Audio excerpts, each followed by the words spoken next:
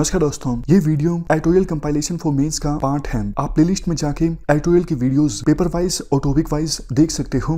और अगर आप दिसंबर 2019 के बाद की वीडियोस को देखना चाहते हो तो वीडियो के नीचे मौजूद ज्वाइन बटन की सहायता से आप मेंबरशिप को ज्वाइन कर सकते हो। चलिए डिस्कशन स्टार्ट करते हैं। यह आर्टिकल देखो काफी इंटरेस्टिंग है। इसमें 3 डायमेंशंस को आपस में कनेक्ट किया गया है। कोविड-19 की रिकवरी, वुमेन और क्लाइमेट रेजिलियंस। आप जीएस पेपर 2 के इस टॉपिक से आर्टिकल को रिलेट कर सकते हो।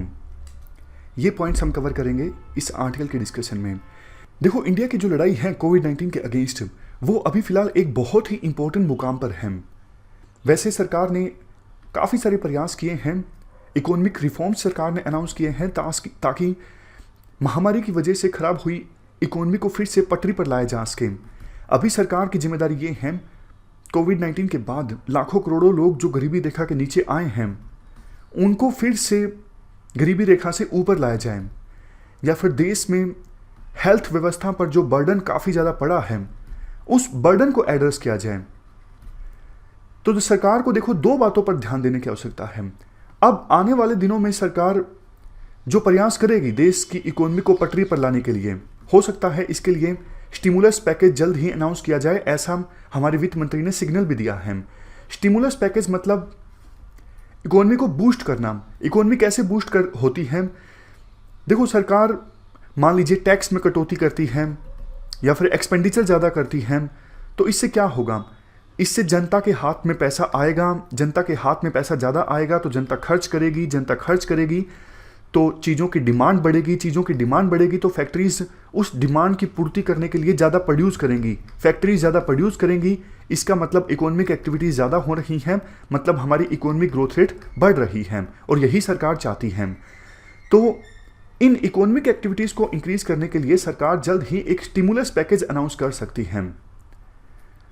जब सरकार ये स्टिमुलस पैकेज अनाउंस करें तो 2 बातों का ख्याल रखे, ऐसा आर्टिकल में बोला जाता है। एक तो देखो, क्लाइमेट रिजिलियंस को बिल्ड किया जाए वल्नरेबल सेक्शंस के लिए। क्लाइमेट रिजिलियंस का क्या मतलब होता है? क्लाइमेट रिजिलियंस का मतलब देखो ये होता है, अगर क्लाइमेट चेंज होता भी है तो उसके जो बुरे प्रभाव होंगे उनसे जो वल्नरेबल सेक्शंस हैं वो निपट सकें। देखो, रिजिलियंस का मतलब ये होता है, नॉर्मली पहले भी हमने डिस्कस किया है, जैसे जापान में जो घर हैं वो अर्थक्वेक रिजिलियंट हैं, मतलब अर्थक्वेक आता भी है तो उन घरों पर इतना असर नहीं पड़ता, जान माल का ज़्यादा नुकसान नहीं होता। रिजिलियंस का मतलब होता है डिजास्टर आने के बावजूद अगर इंफ्रास्ट्रक्चर उस डिजास्टर को एब्जॉर्ब कर ले, ज़्यादा बुरा प्रभाव ना हो डिजास्टर का, तो ये मतलब होता है रिजिलियंस का। तो सरकार को इस बात पर ध्यान देने की आवश्यकता है, हमारे देश में इंफ्रास्ट्रक्चर, हमारे देश में खास करके वल्नरेबल सेक्शंस के जो इंटरेस्ट हैं वो प्रभावित ना हो क्लाइमेट चेंज के बुरे प्रभावों की वजह से। दूसरी चीज जिस पर सरकार को ध्यान देने की आवश्यकता है स्टिमुलस पैकेज में, वो है जेंडर इक्वालिटी इश्यूज।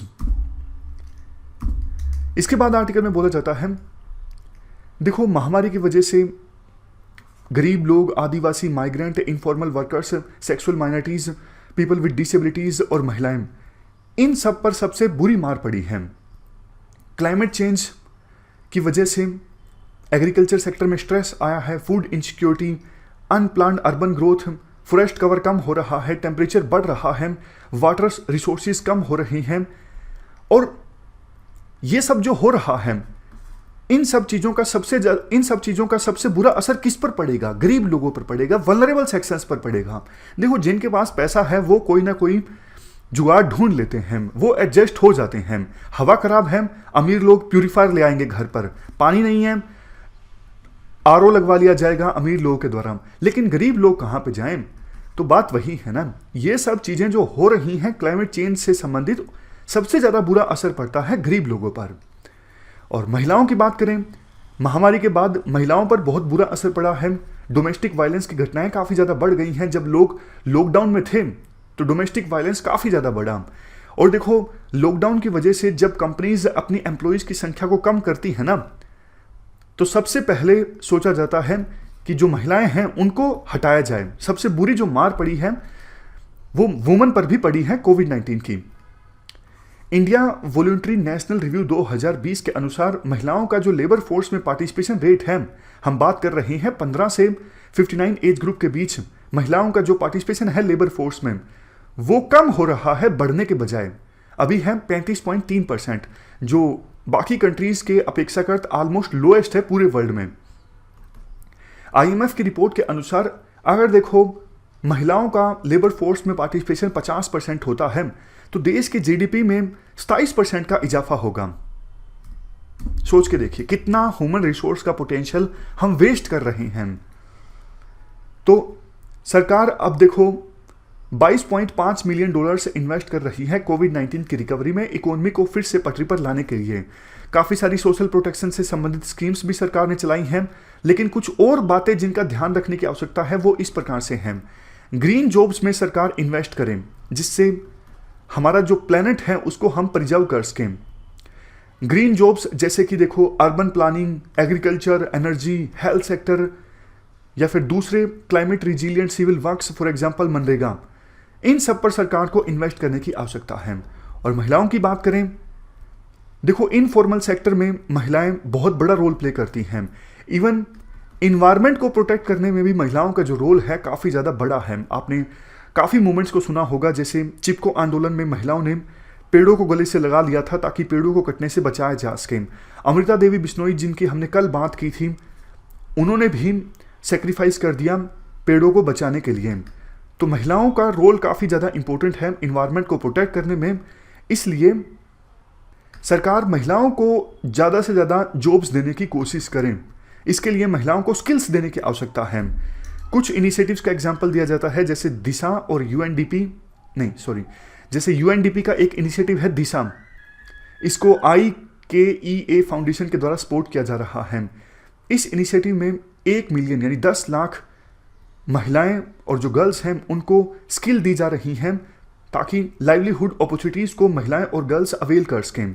एक और एग्जांपल है सेल्फ एम्प्लॉयड वुमेन एसोसिएशन और electronics sector skills council of India, इनका इनिशिएटिव है जिसको सपोर्ट किया जा रहा है UN इन्वायरमेंट प्रोग्राम के द्वारा। इस प्रोग्राम में जो रूरल महिलाएं हैं उनको ट्रेन किया जाता है सोलर पंप्स के मेंटेनेंस के क्षेत्र में।